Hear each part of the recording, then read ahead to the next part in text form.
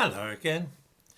At risk of sounding like a moany old gimp, which is always a serious hazard after a certain age, I cannot help but observe that the police in Britain these days look like nothing on earth. I'm talking not so much about the fact that they now sport tattoos, earrings, beards, sunglasses and so on, which has the effect of making them look like a right scruffy crew, but about their uniform, equipment and behaviour. In the thumbnail to this video, I show what a policeman looked like in the 1970s. This was all the security at Downing Street there was in those days. You could just walk past number 10 Downing Street as though it was any other house. Here is a point which immediately jumps out when we look at that old policeman. Do you remember when the police were referred to colloquially as the boys in blue? That's because their uniforms used to be blue, of course.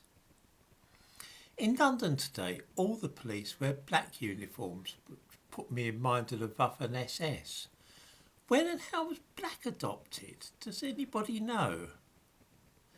The old type of police officer was a friendly figure to law-abiding people who would help children across the road.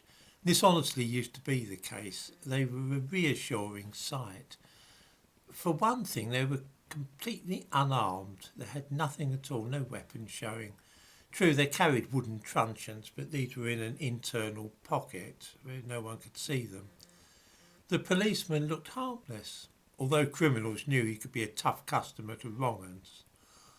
All the police officers I have seen lately have metal batons hanging conspicuously from their belts, along with cans of tear gas, stun guns and I don't know what all else. They also wear flak jackets. All in all, they don't appear to be the kind of people one would expect to escort children across the road or hold up the traffic so that a mother with a pram could cross. Again, that was something which used to happen a few years ago. This isn't a false memory. In central London, I see policemen carrying machine guns.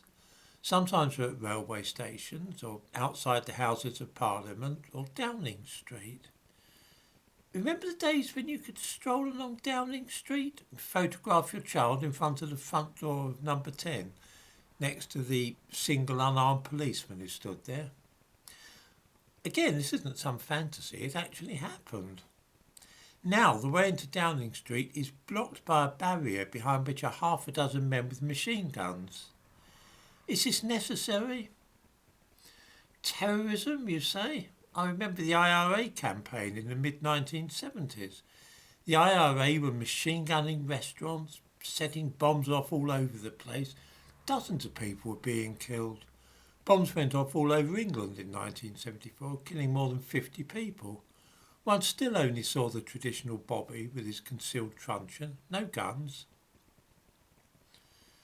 The change in appearance of the police, the black uniforms, flak jackets, guns, canisters of tear gas and all the rest of it, has the effect of making the police look like a paramilitary force. They walk with a swagger now instead of the steady, measured beat that was once the case. The old-time police were my friends and I trusted them. These days, I'm sorry to say, I view police officers with a degree of suspicion.